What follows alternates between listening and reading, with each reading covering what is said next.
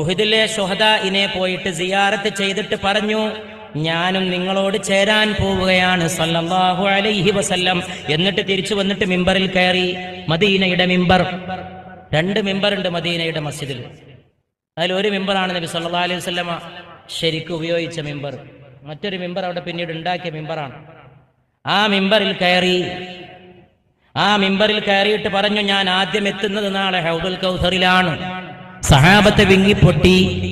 എന്നിട്ട് പറഞ്ഞു, എന്റെ മിമ്പർ എന്റെ ഹൗദിന്റെ മീതയാണ്.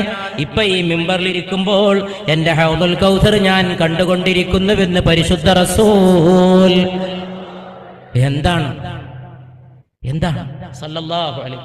മദീനയിൽ പോയിട്ട് നിലം ചവിട്ടുമ്പോ ഈ ഓർമ്മയുണ്ടെങ്കിൽ അവന്റെ കൽബിൽ എത്ര വലിയ തഖ്വയാണ് കടന്നു വരിക.